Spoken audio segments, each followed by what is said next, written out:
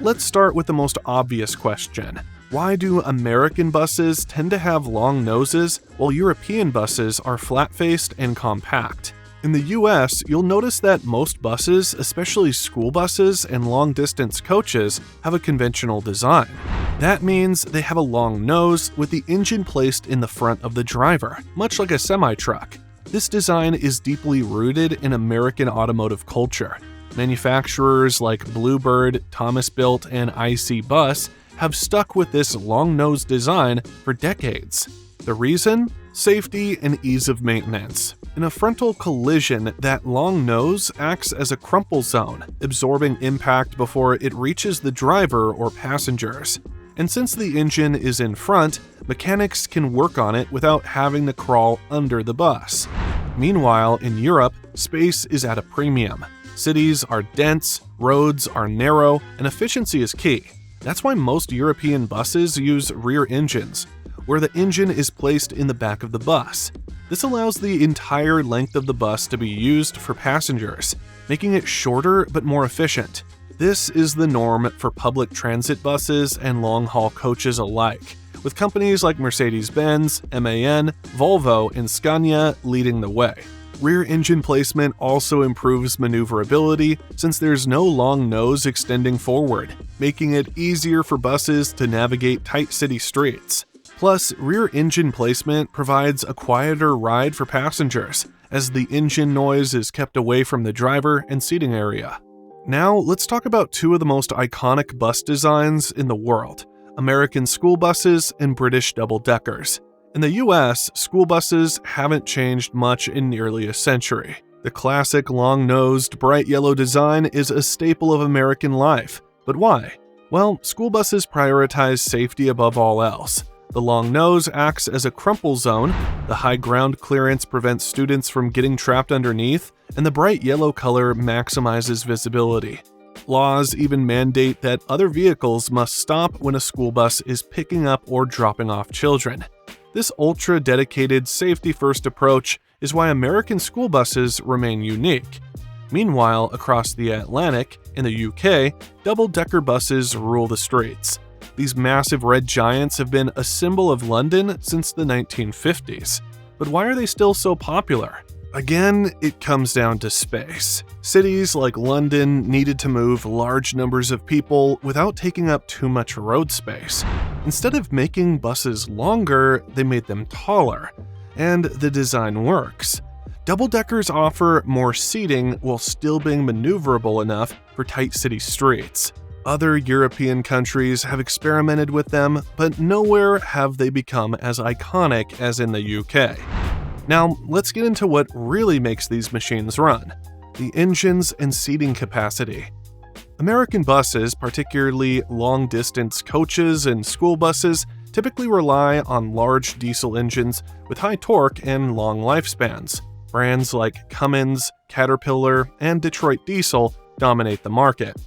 These engines are built for durability, often lasting hundreds of thousands, sometimes even over 1 million miles. However, they tend to be larger and less fuel efficient than their European counterparts. In contrast, European buses are often more fuel efficient and environmentally friendly.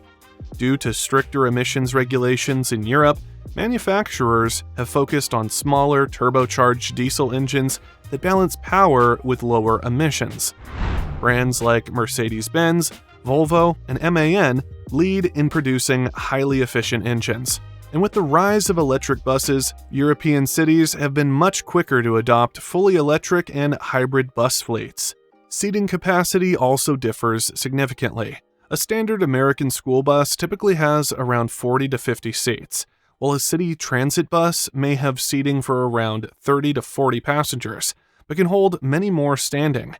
Long-distance American coaches like Greyhound buses typically have 50 to 60 seats. In Europe, buses are often designed to maximize standing room, especially for urban transit. European city buses typically have fewer seats, around 20 to 30, but can accommodate large numbers of standing passengers. Meanwhile, double-deckers can seat up to 80 passengers, making them more efficient for busy city routes.